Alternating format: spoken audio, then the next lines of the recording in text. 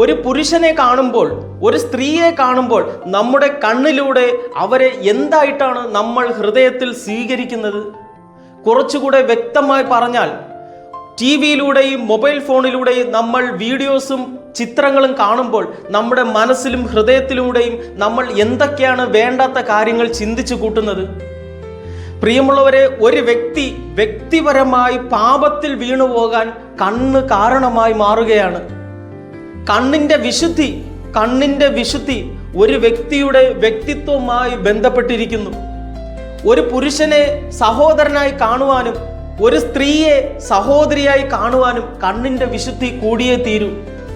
പ്രിയമുള്ളവരെ, വചനം പഠിപ്പിക്കുന്നു, ലൂക്ക 11 അധ്യായം 34 തിരുവചനം. കണ്ണാണ് ശരീരത്തിൻ്റെ വിളക്ക്. കണ്ണ് കുറ്റമറ്റതെങ്കിൽ ശരീരം മുഴുവനും പ്രകാശിക്കും. കണ്ണ് ദുഷിച്ചതാണെങ്കിൽ ശരീരം മുഴുവനും ഇരുണ്ടുപോകും. നമ്മുടെ കണ്ണ് വിശുദ്ധമാണെങ്കിൽ നമ്മൾ കാണുന്നതെല്ലാം നമുക്ക് നല്ലതായിട്ട് കാണാൻ സാധിക്കും.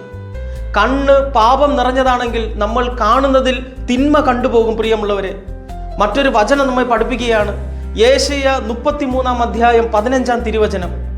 തിന്മ ദർശിക്കാതിരിക്കാൻ കണ്ണുകൾ അടയ്ക്കുന്നവൻ ഉന്നതങ്ങളിൽ വസിക്കും. പ്രിയമുള്ളവരെ, തിന്മ ദർശിക്കാതിരിക്കാൻ നമുക്ക് ചുറ്റും കാണേണ്ടതും കാണാൻ പാടില്ലാത്തതുമായ ഒരുപാട് കാര്യങ്ങളുണ്ട്. തിന്മയായത് കാണുമ്പോൾ അത് കാണാതിരിക്കാൻ വേണ്ടി കണ്ണുകൾ അടയ്ക്കുന്നവൻ ഉന്നതങ്ങളിൽ വസിക്കുമെന്ന് ദൈവം പറയുകയാണ്. നമുക്ക് നല്ലൊരു ഉയർച്ച വേണമെന്ന് ആഗ്രഹമുണ്ടെങ്കിൽ, ജീവിതത്തിൽ ഏത് കാര്യത്തിലും വിജയിക്കണമെന്ന് ആഗ്രഹമുണ്ടെങ്കിൽ, പ്രിയമുള്ളവരെ, കാണാൻ പാടില്ലാത്തത് നമ്മൾ കാണരുത്.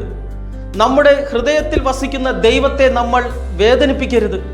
കാണാൻ പാടില്ലാത്തത് നമ്മൾ കാണുമ്പോൾ നമ്മുടെ ഹൃദയത്തിൽ വസിക്കുന്ന ദൈവത്തിൻ്റെ ആത്മാവിനെ നമ്മൾ ദുഃഖിപ്പിക്കുകയാണ് ചെയ്യുന്നത്. അതിനാൽ ഈ വചനം നമ്മുടെ ഹൃദയത്തിൽ സൂക്ഷിക്കാം.